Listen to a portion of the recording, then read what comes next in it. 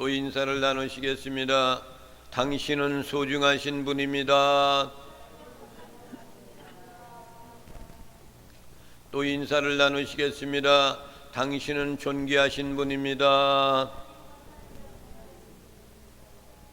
할렐루야. 오늘은 성탄주, 성탄 후 첫 번째 주일이지만 1년을 마무리 지는 송년주일이 되는 겁니다. 1년 동안 여러분들이 코로나 팬데믹으로 인하여서 많은 어려움 속에서도 여기까지 인도하신 임마누엘 하나님, 에베네셀 하나님을 찬양하고 영광 돌립니다. 우리가 이 세상에 살면서 사람한테 질문하는 것들이 많이 있어요. 이것은 어떤 것입니까? 저것은 어떻게 해야 됩니까? 이것이 해야 옳은 겁니까? 저렇게 해야 옳은 겁니까? 이렇게 이야기하는 것이 바로 질문이라고 해요. 학교 다닐 때 선생님들이 가장 좋은 그런 학생은 어떤 사람이냐, 어떤 학생이냐고 이야기하면은 질문을 많이 하는 학생이 훌륭하게 될 것이고 좋은 학생이라고 이야기합니다. 질문을 많이 해야 됩니다. 그런데 성탄을 맞이하는 우리에게 이미 2000년 전에, 그리고 그 이전에도 이제 질문하는 사람들이 많이 있었습니다. 첫 번째로는 누구의 질문이냐면 마리아의 질문입니다.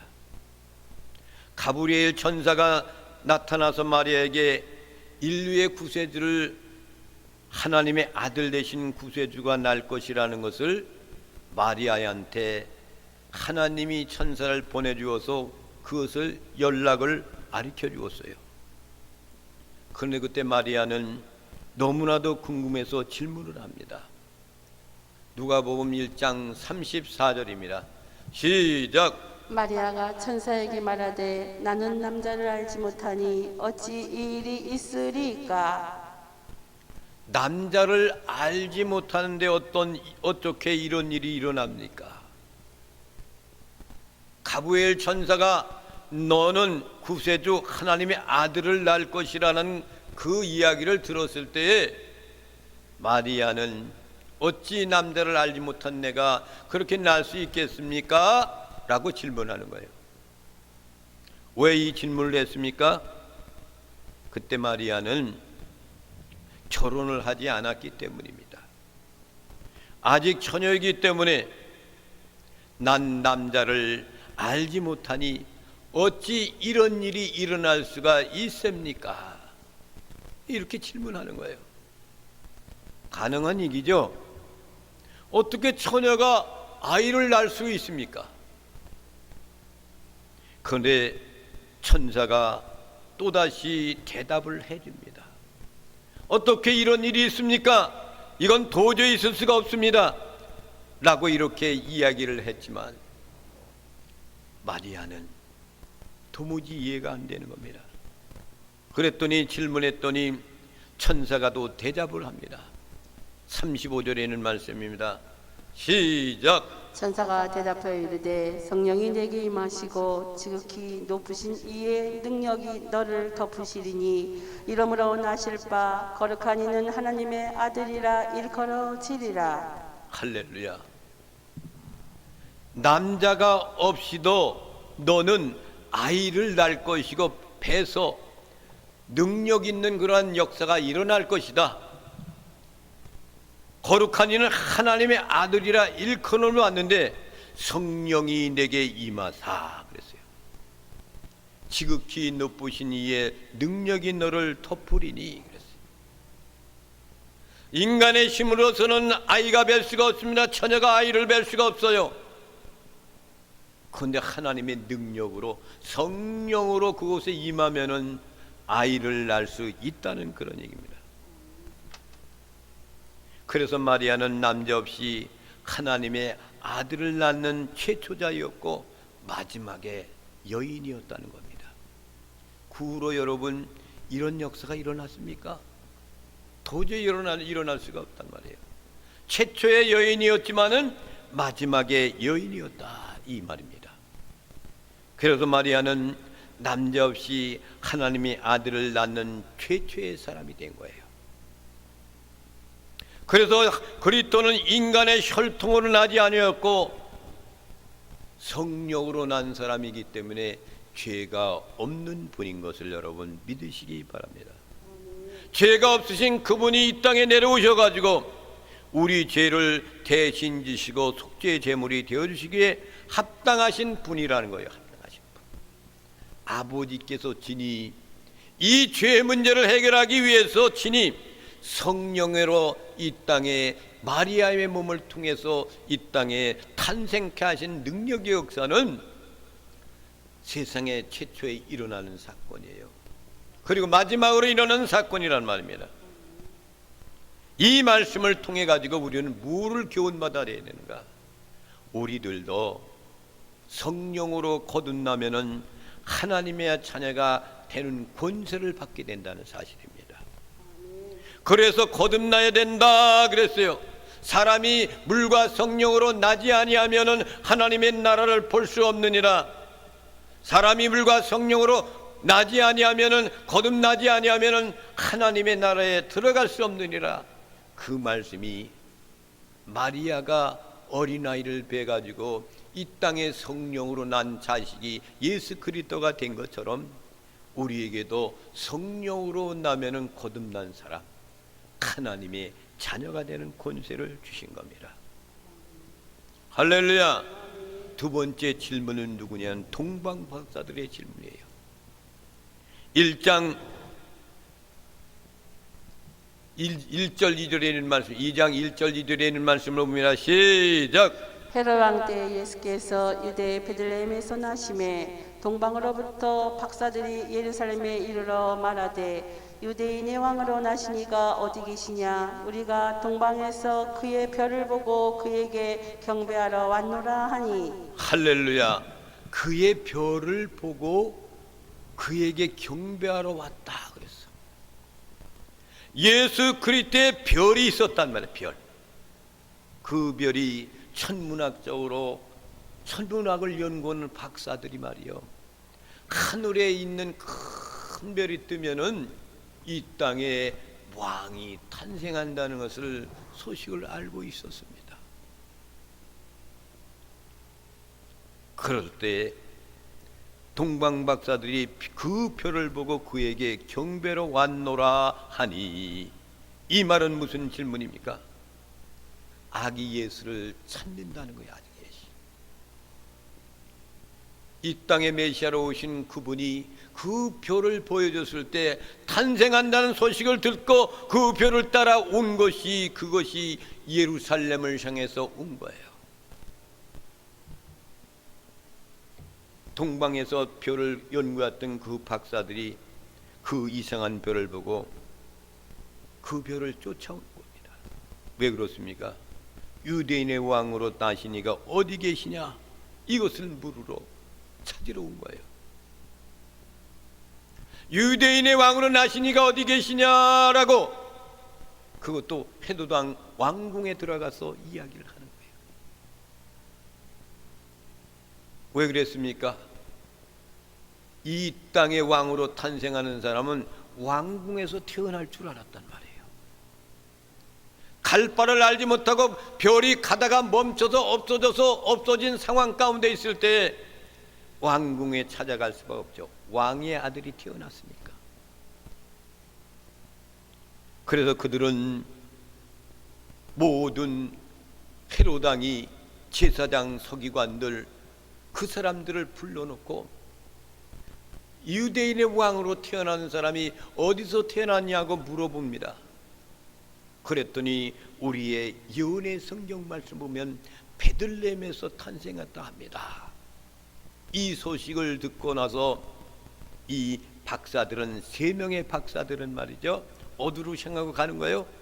찾고 지명해 불러줬더니, 가르쳐줬더니 베들레헴을 향해서 가서 아기 예수께 경배하는 거예요.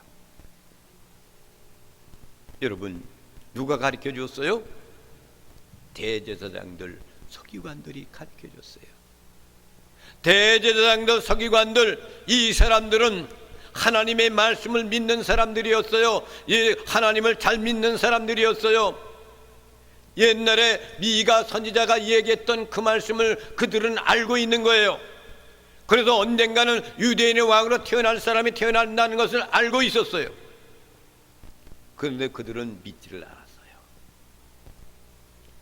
이 세 명의 박사들은 베들레헴을 향해서 가고 경배하러 갔단 말입니다. 여러분, 동방박사는 원래 4사람이었습니다. 전세로에 들려지는 소리는 4명의 사람이었다는 거예요.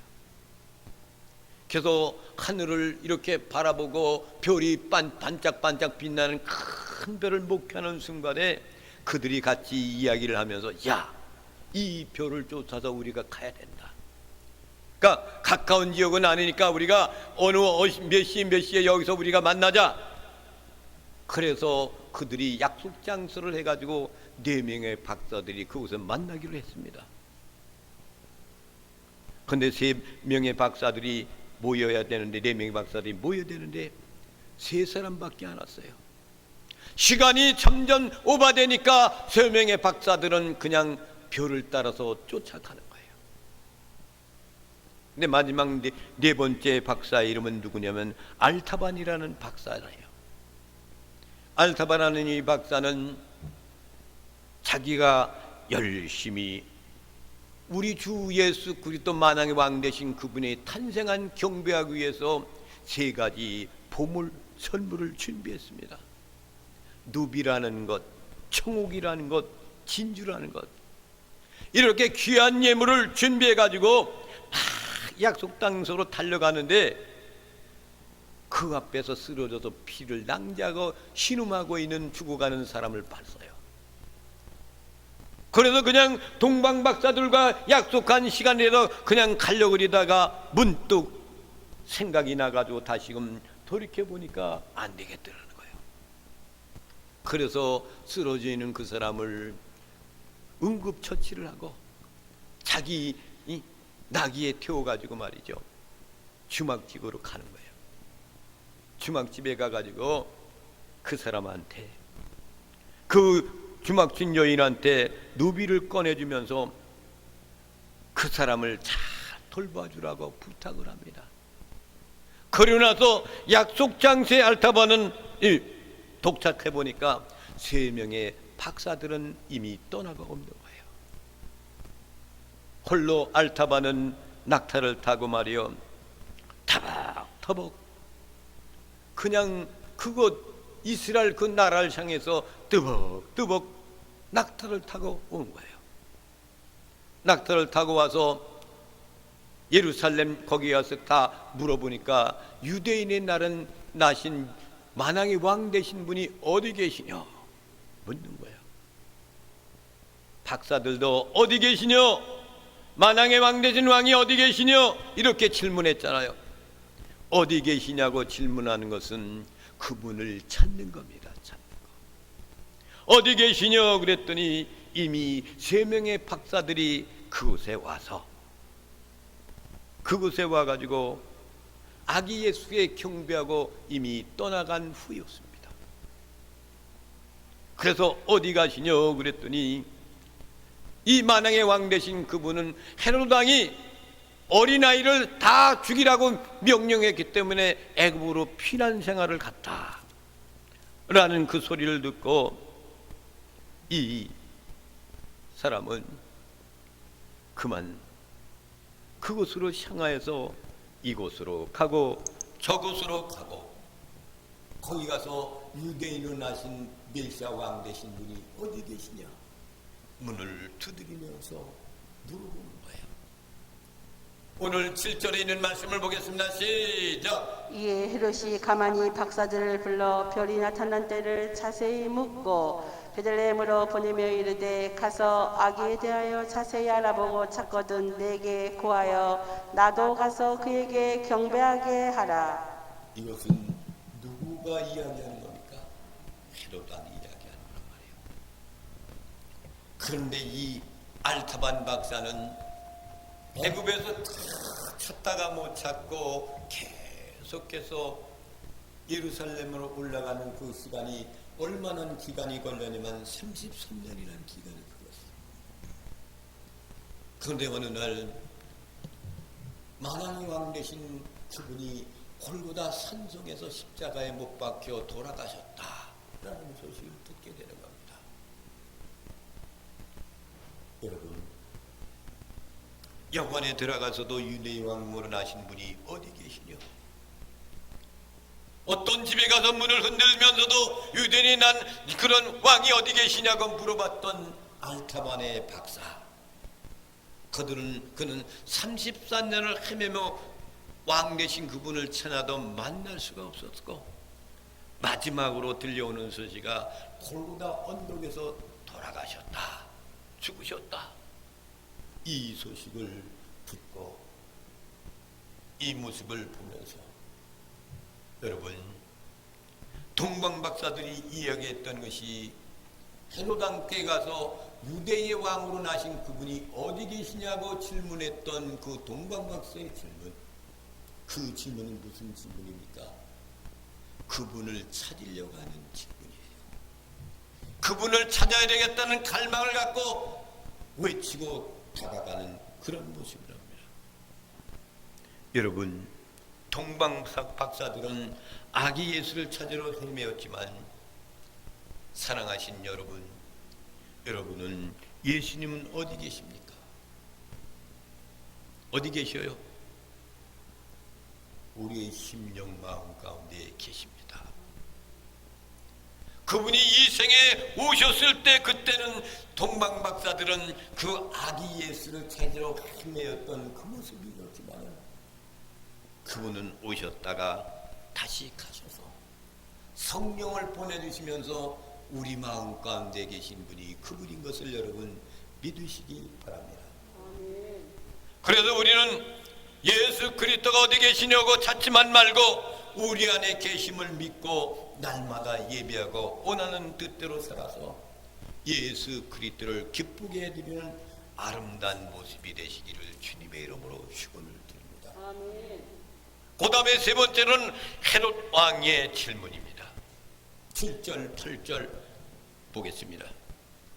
시작. 7절 8절 말씀을 아까 봤죠? 다시 한번 보겠습니다. 7절 8절.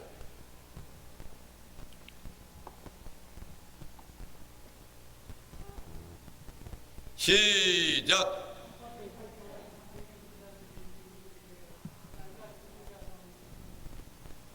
다시 보겠습니다.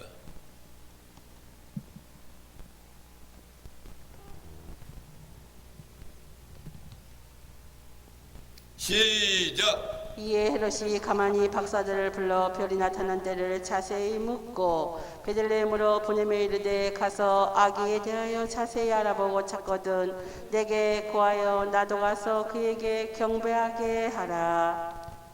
이 헤롯왕이 질문하고 찾는 것은 아기 예수를 찾는 거예요.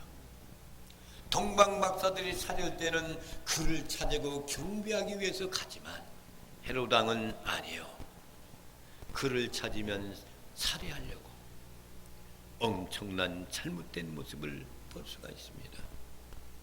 그래서 우리가 이 세상에서 질문하는 질문의 대상에 대한 것을 우리는 확실히 알아야 돼요. 저 사람이 나에게 질문하는 것이 무슨 뜻인가? 왜 질문하고 있는가?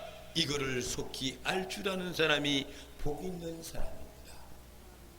그리고 내가 질문할 때도 마찬가지입니다.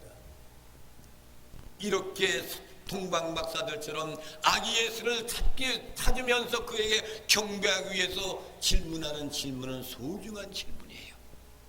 그렇지만 헤롯 왕처럼 그 사람을 찾아서, 그 왕이라는 사람을 찾아서 살해하려는 그 질문에 대해서는 우리는 속히 버리는 아름다운 모습이 되시기를 주님의 이름으로 부탁을 드립니다.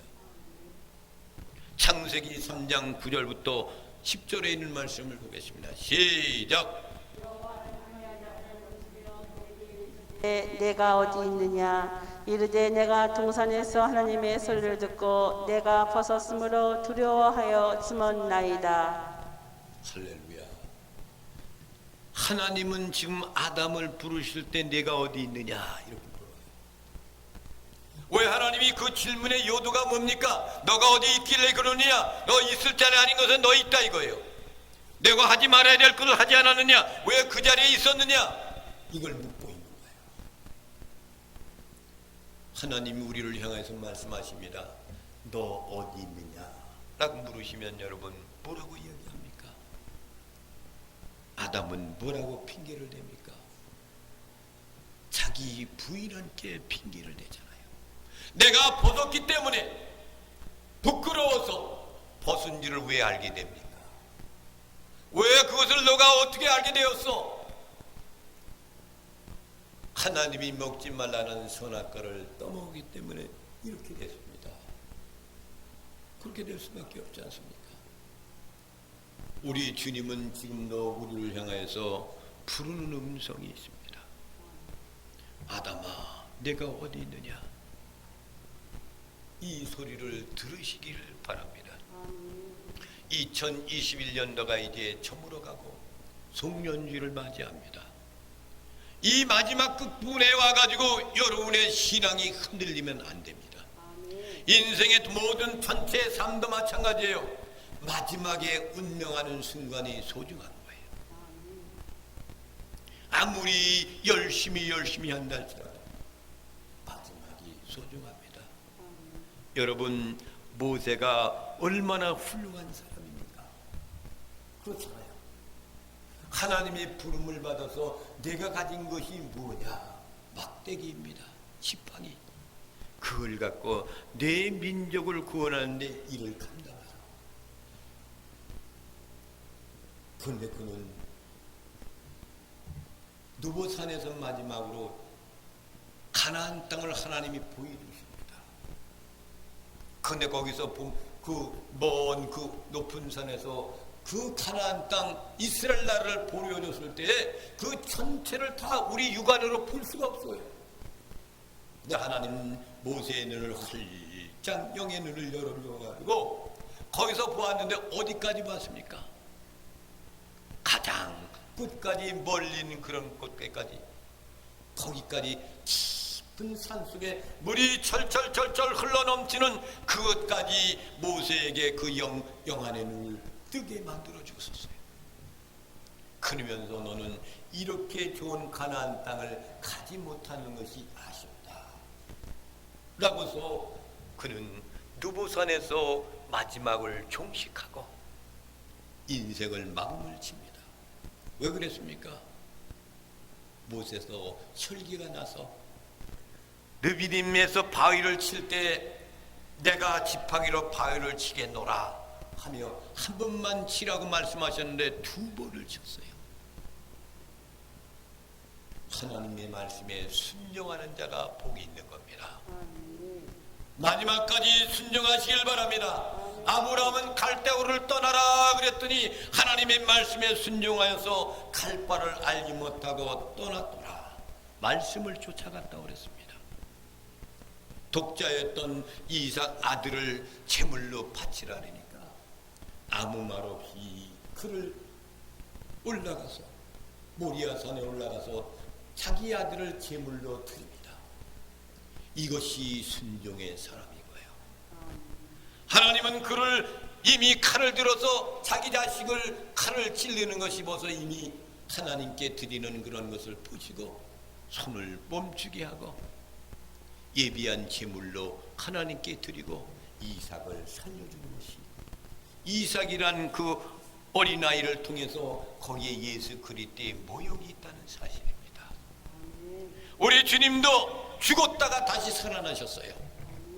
그분이 나의 구제주가 되시고 여러분의 주인 되시고 그분 때문에 여러분이 영원한 천국에 갈 수 있는 귀한 축복을 얻었으니 얼마나 감사합니까? 한 해를 마감하는 여러분 잘 마감하고 아담아 내가 어디 있느냐 이 소리를 들을 줄 아시기를 바랍니다.